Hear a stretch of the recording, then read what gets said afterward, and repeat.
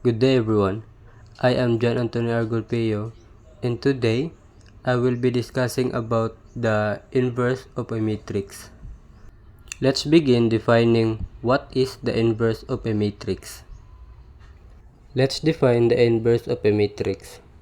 Let A be an n by n square matrix if there exists another 2 by n matrix B such that AB equals BA is equal to identity matrix. So where I is the identity matrix, then A is called invertible or non-singular, and B is uniquely defined as the inverse of A, denoted as A raised to negative 1. If no such matrix exists, A is called singular or non-invertible. For a square matrix A, its inverse, A raised to negative 1, is the matrix that satisfies A times inverse of A equals inverse of A times A is equal to I, or identity matrix. Then A is invertible or non-singular exactly when it is square and determinant of A is not equal to 0. For a 2 by 2 matrix, invert it directly with a shortcut formula. For larger matrices, use Gauss-Jordan elimination on A augmented on identity matrix. The 2 by 2 shortcut formula is when A is equal to the matrix A, B, C, D. Then the inverse of A is equal to D, negative B, then negative C and A, where we interchange the A and D, so the inverse of A is D, then the C and B is we change the positive sign into the negative sign, so the final matrix form of the inverse of A is D, negative B, negative C, and A. Then we multiply the inverse of A to our 1 over determinant of A, where determinant of A is A times D minus B times C and must not equal to 0. And now, let's proceed to our examples. For the example 1, we have the 2 by 2 matrix. So we have our matrix A is equal to the matrix 3, 2, 1, 1. Then first we have to get our determinant, which is the determinant of A. So the formula for getting the determinant is A times D minus B times C. So 3 times 1 minus 2 times 1. So we have 3 minus 2 is equal to 1. So our determinant of A is equal to 1. Then to get the final inverse of A, so we have 1 over determinant of A, so 1 over 1 times the inverse of A, which is the interchange form of the matrix A. So 1 over 1 is 1, 1 times 1, negative 2, negative 1, and 3. So the final inverse of A is equal to the matrix 1, negative 2, negative 1, and 3. Then let's proceed to our example 2, which is the 3 by 3 matrix. We have the matrix A is equal to the matrix 1, 2, 0, 0, 1, 3, 0, 0, 1. Then invert A using Gauss-Jordan elimination on A augmented on identity matrix. So we reduce the A augmented on identity matrix until the left block becomes identity matrix. Then the inverse of A is equal to the matrix 1, negative 2, 6, 0, 1, negative 3, and 0, 0, 1. And I will show you how to get the inverse of a matrix or the inverse of a 3 by 3 matrix. Now, I will show you how to get the inverse of 3 by 3 matrix using the Gauss-Jordan elimination. So first, we have our matrix A equals the matrix 1, 2, 0, 0, 1, 3, and 0, 0, 1. So as you can see, our matrix A is 1, 2, 0, 0, 1, and 0, 0, 1. Then first step is we have to transform into augmented matrix. So first step, augmented matrix for A augmented on the identity matrix. So A equals 1, 2, 0, 0, 1, 3, 0, 0, 1, then bar, then our identity matrix is 1, 0, 0, 0, 1, 0, 0, 0, 1. Then so we have to transform our matrix A into the identity matrix to get our inverse of A. So second step, step 2, so row operation using Gauss-Jordan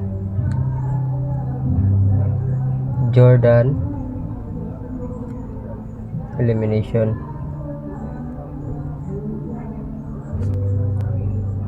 So as you can see in our matrix A, so in this row 2, so we have to transform this 3 into 0. So row 2 is row 2 minus 3 times row 3. So we write our matrix. Since we changed the row 2, then the row 1 and row 3 does not change. So 1, 2, 0, then our row 3 does not change. Then row 2 minus 3 times row 3. So row 2, 0 minus 3 times 0, 0. Then 1 minus 3 times 0 is 1.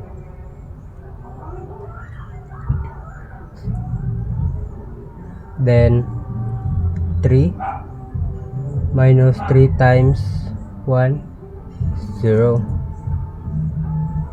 Then same goes here, the row 1 and row 3 rather does not change.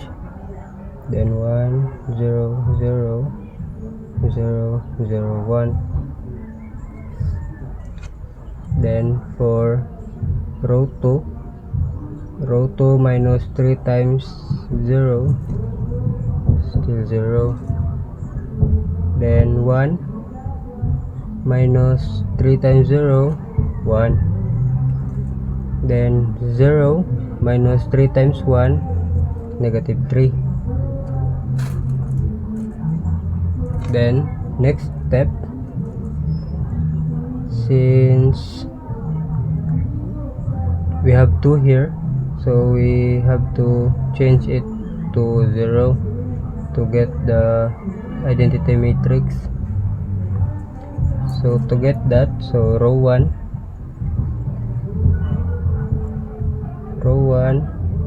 is minus 2 times row 2.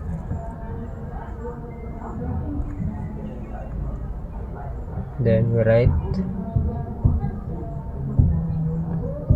so since row 1 we have to change the row 1, then the row 2 and the row 3 does not change.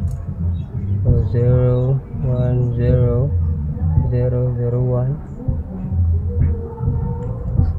0 1 negative 3 0 0 1.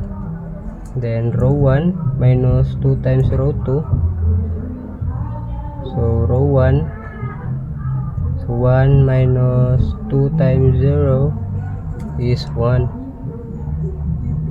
Then 2 times 2 times 1 is 0. Then 0 times 2 times 0 minus 2 times 0 is 0. Then same goes here. So 1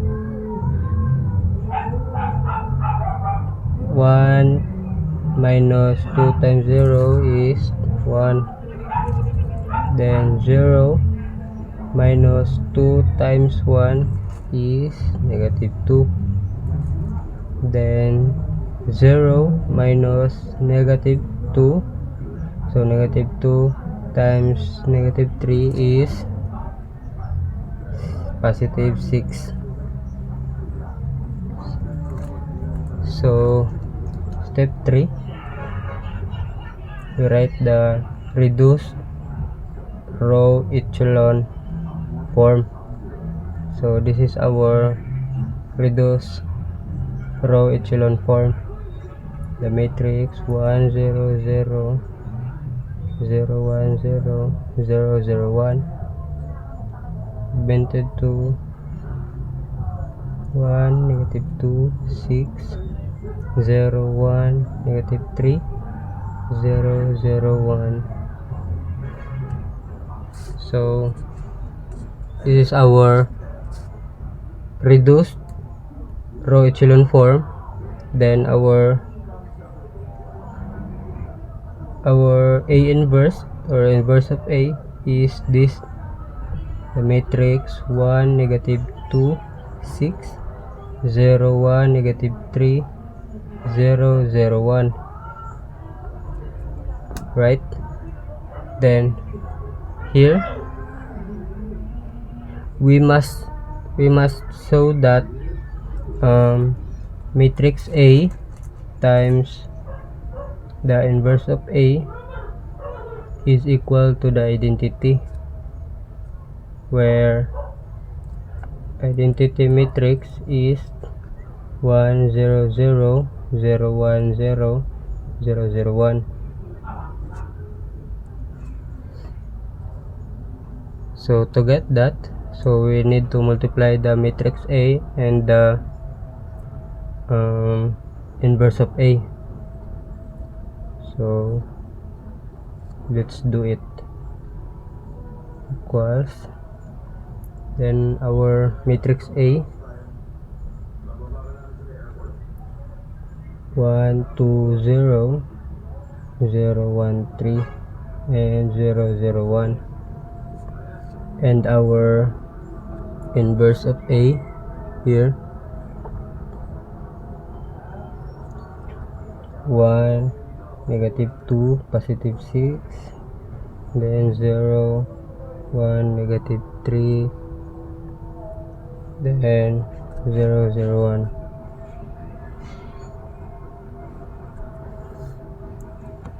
1. And we multiply this, A times inverse of A equals, so to get the first row or the row 1, so we need to multiply the row 1 to each column. So first row and column 1, so 1 times 1 plus 2 times 0 plus 0 times 0. Then for the row 1 column 2, so row 1 times column 2, so 1 times negative 2 plus 2 times 1 plus 0 times 0. Then for the row 1 column 3, so row 1 times column 3, 1 times 6 plus 2 times negative 3, then 0 times 1 plus 0 times 1. Then for the row 2, so row 2 times column 1, 0 times 1 plus 1 times 0 plus 3 times 0. Then for the row 2 column 2, 0 times negative 2 plus 1 times 1 plus 3 times 0.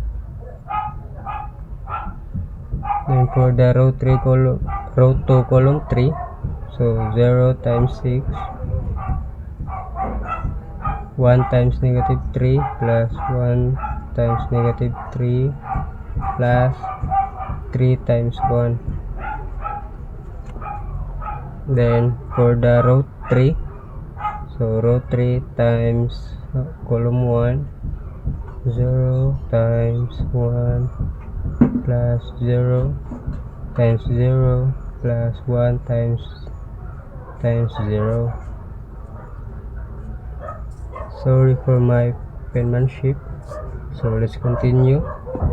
For row 3 column 2, 0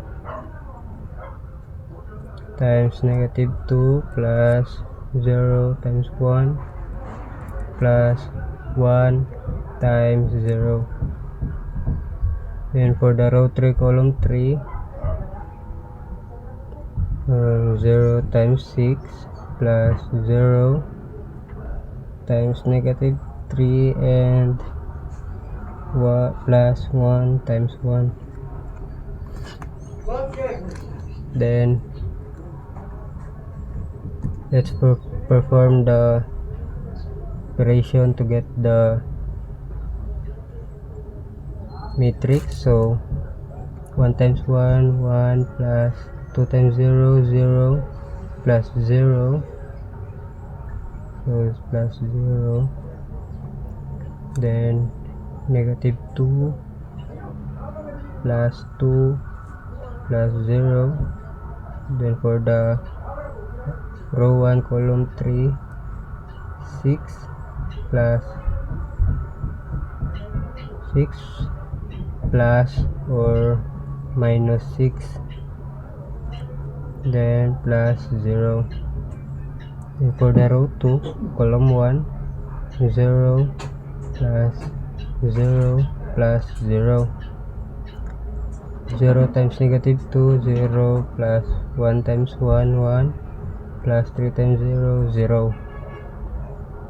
Then 0 plus negative 3 plus 3. Then for the last row, row 3, 0 times 1, 0 plus 0 times 0, 0. 1 times 0 is 0.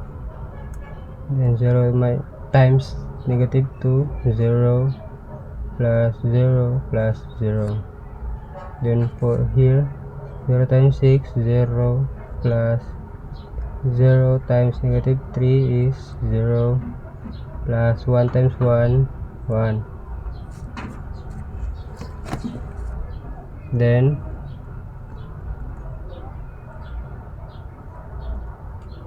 so 1 plus 0, 0, 1.